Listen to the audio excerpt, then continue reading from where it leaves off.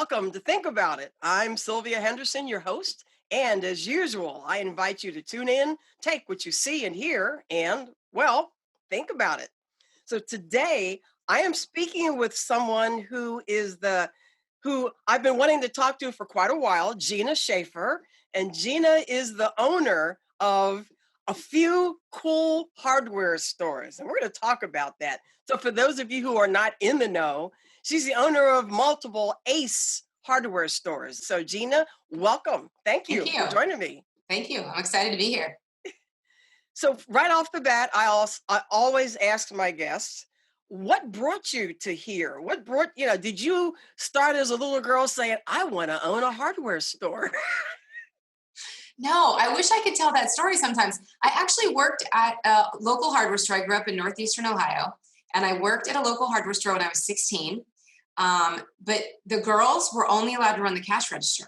And so I swear when I decided when I was 30 or 29 that I was going to open a hardware store, I had blocked that from my memory. Like I didn't even remember that I had it was a summer job. But I had moved to Logan Circle in 1997. I think it was 97. And, there was a lot of changes happening in Logan Circle. There were a lot of boarded up houses. People were moving here and buying those boarded up houses. And all of my neighbors were asking for where they could go to buy hardware. And I was going to get laid off from my technology job. So I put two and two together and I said, well, I'm about to be laid off and broke and I need a job and my neighbors need a hardware store. So that's how it happened. All right, where the need occurs. Yes. So my dad did home renovations when I was growing up. So I grew up with a paintbrush in my hand, with knowing how to use real tools, and they weren't pink, and just doing everything except plumbing because he hated plumbing. So I never no electrical. Electrical. It scares people. Yeah, yeah.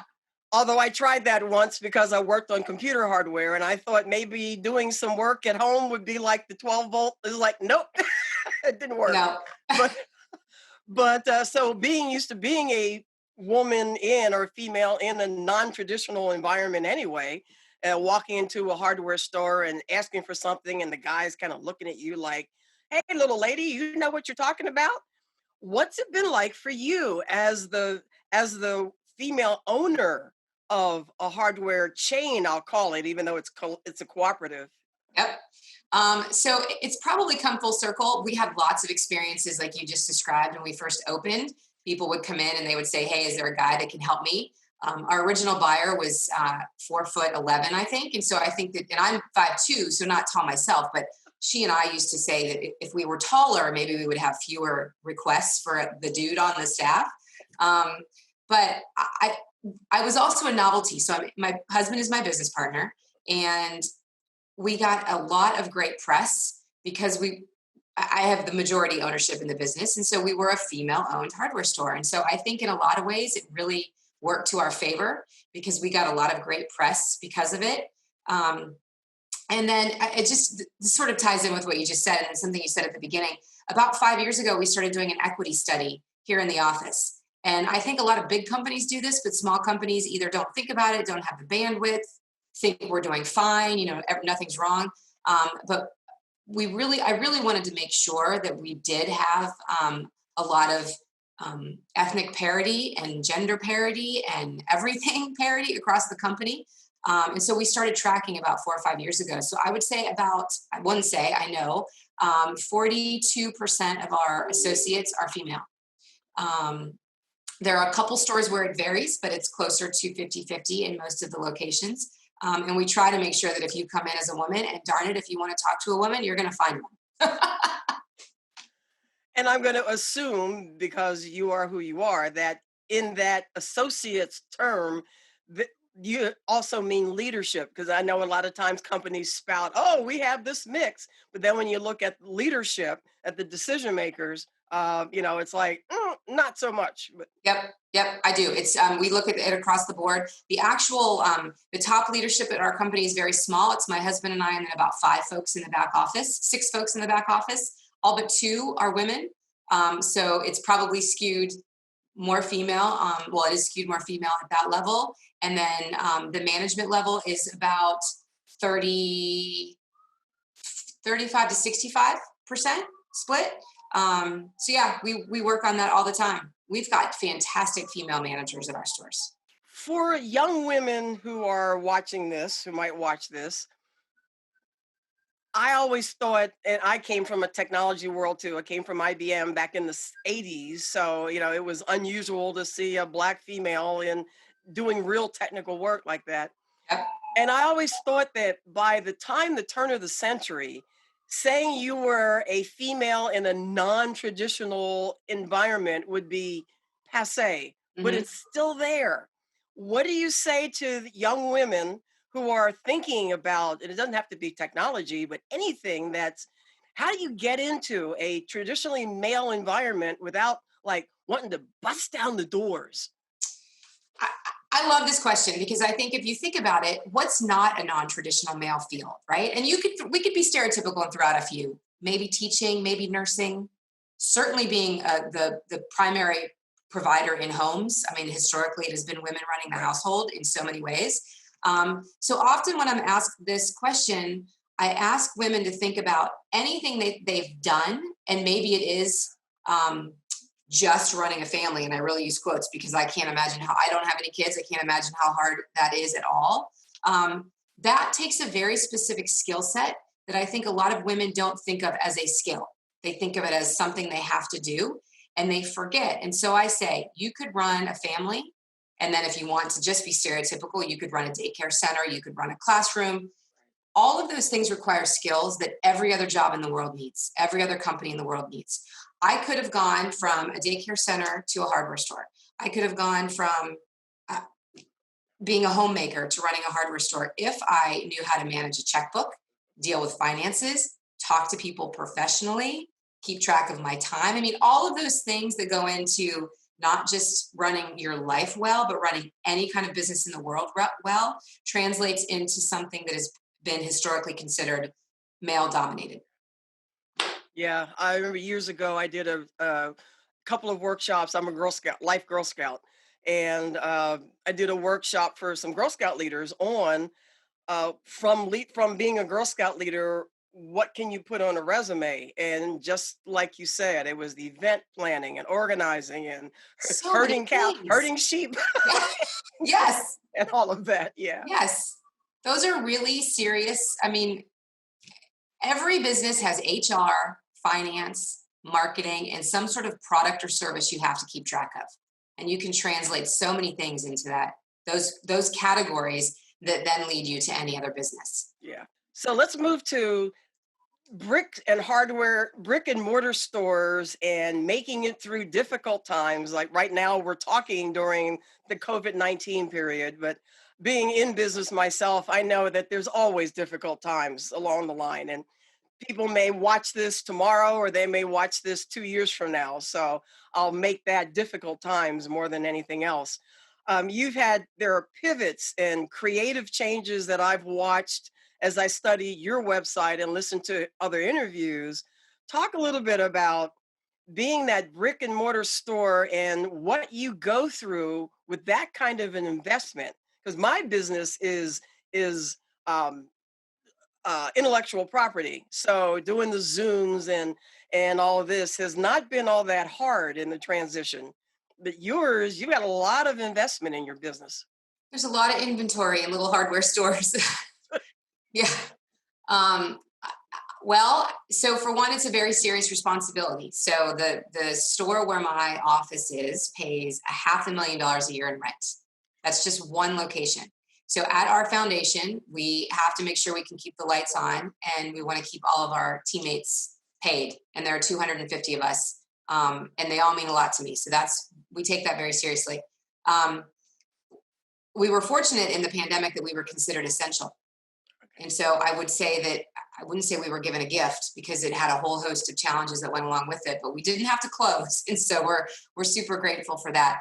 But I would say that probably what has been able to sustain us, and I think you hinted at this, but we've become more and more challenged with online retailers. For example, I mean, first there was the advent of the big box, and then businesses got bigger and people moved to the suburbs and they wanted the parking lot. And then this whole notion of online and how do we keep changing and changing and changing? And I would say we keep trying to become more and more interesting. And that comes out in a variety of ways. And one of the ways is the products that we carry. So you said in the pre-interview, you live in a 60-year-old house. Where do you find things that a 60-year-old house needs? You can't necessarily walk into a big box. They have their place for sure in society, but they are not set up to help this lady with one little item that's really obscure for her house, right? Whether that's a smart business model or not, that's where we thrive. You bring in that whatchamacallit, and we are going to help you figure out. And we can't always find it, but we will see if we can. So I would say trying to make ourselves more and more interesting and more specialized in a really broad way. So that sounds kind of generic, but I've said a lot lately that you cannot go online and have somebody fix your window screens. You cannot go online and have somebody sharpen your knives at Thanksgiving. You cannot go online and have somebody blow up balloons for the party you're going to have. Now, there are ways for you to do these kinds of things online, but in a basic Main Street USA setting, which is what I even like to think of DC and Baltimore as, you want to walk into a place and have those things done and talk to the person who's going to fix your screen. And we do that. So we will continue to become more and more specialized at those services that we know are harder for a customer to find elsewhere. Do you operate, this is sort of, I almost know the answer, but do you operate and make your decisions, I'll say, in a vacuum where it's just you and, your husband, your co-owner, or do you call on everybody out, everybody who's in your store, and build on the community of your stores to really help you move forward and be creative? I don't know if I'm answering that. Yes, and I know you just said you thought the answer was probably obvious, but the coolest part about that for me is if you walk into a Target, for example, I'm not picking on Target, the chances of them getting to that granular detail with an associate is very tough, right? They have thousands of customers a day. And so even if 20 of them are asking for the same product, that filter might be very difficult to bubble up. We obviously have much smaller staff. We tell our associates all the time, if customers are asking for things, we want you to bring it in. Even if it's just one customer, try it. If you like it, if you think other people might want it. We have about 25,000 items in our stores. And then through the co-op have access to a warehouse that has almost 90,000 items. So even just that delta there gives the associates the opportunity to go on to our ordering system and order something to come in for a customer to try. So they really need to be the eyes and ears of the store. I'm not there. Obviously, I can't be in all 13 ever. At the same time, we have two buyers. They are officially tasked with buying outside interesting things in a variety of categories. And then they're also there to receive that input from the managers and the associates. Okay. Yeah. The genesis of a few cool hardware stores. Before we go for a quick break, I'm thinking, if I'm thinking hardware, am I going to Google a few cool hardware No, stores? no. We've created all sorts of branding nightmares. So we are fiercely local, and so our stores are named after the neighborhoods they're in, which means I have a piece of paper with 13 names on it. When we got to store 3, my email address signature was getting too long. And so one day I said, owner of a few cool hardware stores, and it stuck. And then we got to 6 and somebody said, hey, you're not a few anymore. You look silly. And we sent out an email to staff and to customers, customers that we knew, and they were all like, nope, you got to keep it. So we were stuck with a few cool hardware stores. At least you have the URL. So when I type Yes. it in, it goes to your Ace Hardware. Yes. No Ace one else Hardware is silly website. enough to do that. So we're going to have to take a real quick break. When we come back, I want to talk more about, because I'm a leadership development is my world. So I want to talk more about your leadership style and the things that you do, including your core values right there, boom, on your website, and what that all does for your employees and for your business growth. So with that, we'll be right back. Our fight against coronavirus isn't over. Let's wear face masks in public, stay 6 feet or more from others, follow state and local guidelines, and wash our hands frequently. Let's move forward together. Learn more at coronavirus.gov. Hello, Well, welcome back to Think About It. I'm still Sylvia Henderson, your host, and I am still talking with Gina Schaefer, owner of a few cool hardware stores. So, if you're wondering what that means, it means you didn't catch the first half of the show. So, I'm not going to explain that again. Uh, I wanted to take the second half to talk about leadership, mainly because leadership development and growth is my business. So, I've got a key interest in that. But also, I've seen indications, Gina, of you actually um, carrying out or verbalizing with your presence your leadership style. I think, and moving that towards how you show the world what your company stands for. That's a leadership principle that we teach with your core values on your website, and so some other things. But talk a little bit about what you think your leadership style is. Sometimes that's different from what other people think. Hey, it's great. Yeah, it's funny. You can think that you're doing such a great job, and then somebody who's upset with you will have a completely different perspective. I'm like, wow, I didn't see that coming at all. But it happens, right? None of us are perfect. I would say at our core, and I'll speak for Mark, my husband as well, we are extremely, extremely trusting. And I think in retail, it serves us well. Okay. If you go into a retail situation or retail business and you realize that people are going to steal from you and you can just move on, you get to do a whole bunch of other cool things. And that seems very dramatic, but there's lots of the negatives that come with owning any business. But we trusted the fact that we were going to focus on the positives and you have to figure out how to deal with the negative things, but not dwell on them. So associates that are late, or people who quit, or employees and customers that shoplift, the power going out, the computer system going down, all of those things, you have to be able to roll with it. We've always said we're not brain surgeons.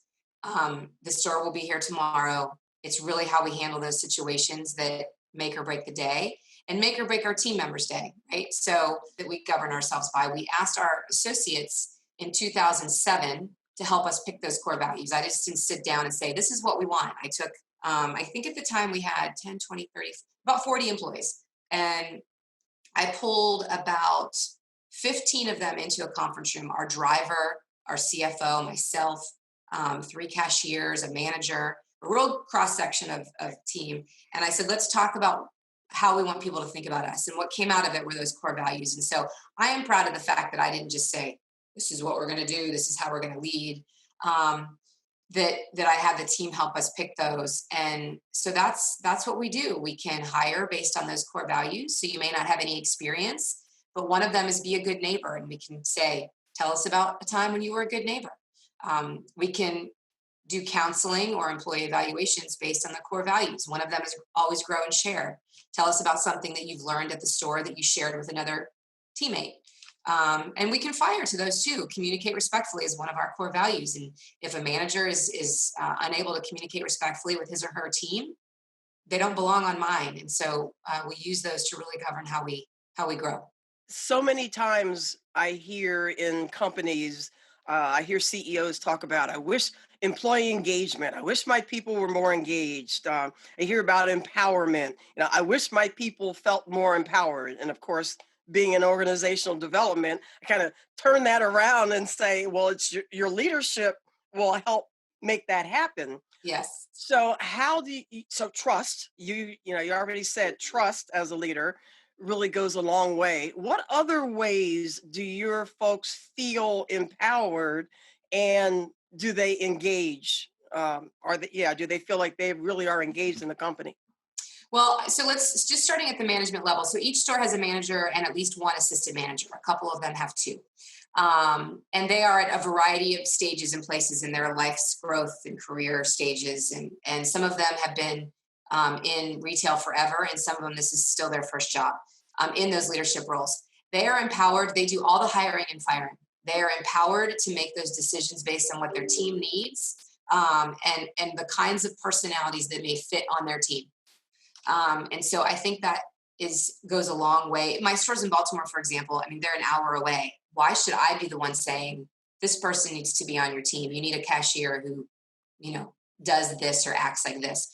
So that's probably the biggest part. They also do all of the evaluations and promotional and salary raise suggestions. So they are empowered with HR to do that kind of stuff. We talked earlier about our teammates, our sales associates being able to pick products, provide feedback. And then twice a year, we actually do an employee engagement survey. We read through the results of those. Sometimes they're good, sometimes they're not. It's across the board with 13 stores. Sometimes they tell a snippet in time. This one I think was interesting. We did one, our last engagement surveys were 2 or 3 weeks ago. And we've had so much strength going through the pandemic, so much teamwork and support. We've been able to give lots of bonuses. And I was really curious to see whether or not that would affect the engagement surveys one way or the other. Oh my gosh, it's great because I've gotten these bonuses, or everything sucks because I'm so stressed because of COVID. They were very interesting and they were good. And I would say of the 13, there were 4 that we had concerns with. And you can lump the concerns together, right? So one of the stores that had a lot of concerns really just dealt with training. Well, that's something that we can now talk about to address. So I think I'm babbling, I apologize. But we do the surveys, and then I'll just, to put a cap on that, the 4 stores we were concerned about went through a hour-long exercise with our HR manager to figure out how they would address those concerns. And we will rerun the surveys for them in 2 months. So my hope is that the transparency with the results and then the follow-through will bring them back up to being a stronger team. It's never perfect. Cool. A lot of what we've talked about sounds really positive with your business. As we business owners know, not all is positive, and sometimes stuff happens, mistakes happen, or let's say lessons learned rather than failures. So, and as your business has grown from store 1 to store 13, what are a couple of the failures, mistakes, lessons learned you've encountered? Yeah. So two really big ones that come to mind. Everyone did say, my mentors at ACE did say, the bigger we got, the more likely we would be to have a store that wasn't a success. And so the first 4 stores that we opened were fantastic. We couldn't be happier. And then we got to the 5th one and we broke all the rules. We opened in a neighborhood that didn't have a neighborhood name. We opened in a place that didn't have a Main Street feel. We opened in a place where a lot of people were moving into brand new apartments. And so they didn't own, nor were they old and needed to be fixed up. So we broke every rule that we thought we had made for ourselves in choosing a location. As it is in the district, typically once you've signed a lease, it's very, very difficult to get out of. And so we ran that store for 10 years. Never made any money. The other stores supported it. And the second we could, we closed it. Wow. So that's an expensive price to pay. I loved the team there. We transferred them to other stores when we closed. I still hear from customers who missed the store, but the finances just never worked to run that location. So that's probably the biggest lesson. And I had 2. Oh, the second one was we've purchased 4 of the stores. So the rest of them we opened organically, but 4 of them we bought from other owners. And the transition from you owning a store, for example, to me owning a store is very traumatic. Okay. Culturally, you mean the culture? Culturally, yes. Even though they were hardware stores and small hardware stores. Yes. Okay. Yeah. I mean, even members of the same co-op, I still grapple with this because I'm so positive at heart and I want everyone to think, oh, we're amazing. And this, I'm delusional is what I am, to be honest. But we had each store that we've purchased has had a very different experience in that transition. So there's some things you can plan for. We certainly learned the second time how to be more communicative than we needed to be the first time. We learned how to tell. There's so much when you buy a business that you can't say in advance. There's so much secrecy until the sale goes through. Mm-hmm. And so we started using that time better to prepare how we would bring the new associates into the family. So, whatever that meant, but that's probably been the really biggest challenge for me because I really did assume that everyone would be. One of the stores that we bought, Frager's on Capitol Hill, is 100 years old this year. It is such a fantastic small business success story. I just really didn't think about the fact that I was buying a business that had been owned by somebody for 40 years. And all of that love and devotion to that store owner and that community, how different that would be when someone else took it over. call me naive. I've definitely been accused of that, but I really didn't think that would be as challenging as it was. I'm gonna throw a question in there. So, in all the interviewing you've done and all the questions people have asked you, whether it's about business, being a leader, an owner, or whatever, what do you wish you had been asked, or what is that message that I never get a chance to share that? Oh, What is it? I don't know. And you know what? I love this question, and I'm so not prepared to answer you. I didn't think that. I don't know. You know what? Here's one that I've said in the past. People have I wish that people would ask me what they can do as an average citizen, as a customer, to make my business successful. And obviously, the simple answer is buy stuff from us, right? We need the sale in order to keep the business alive, but we also need our customers who love us to tell other people why they should love us, and to tell the stories of our teammates who love to work here and want this job to stay. And people will say, well, you can compete with online stores, or you can compete with the big box stores.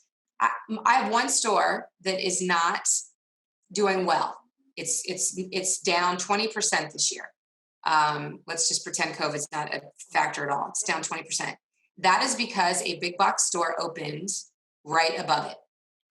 Above it. It is in direct competition.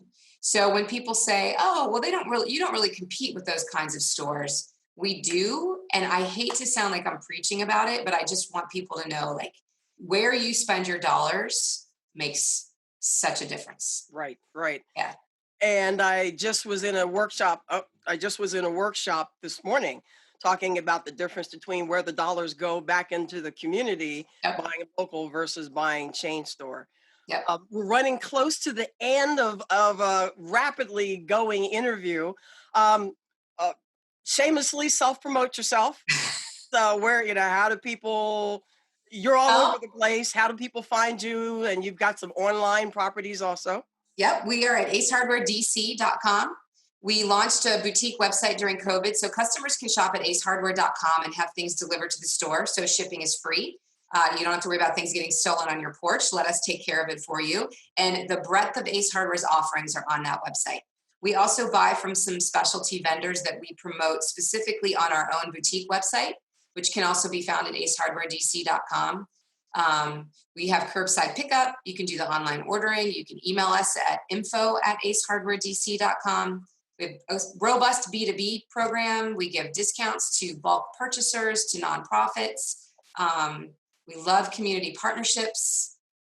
Awesome. I could go on. Awesome. Time has come to a close. Gina, thank you so much for this conversation. I could ask you more questions for another hour, but and just to let viewers know, you actually answer your email, so that was great too. So I do. So, thank you. So thank you again. And with that, for those of you watching, I invite you to tune in, take what you see and hear, and, well, think about it.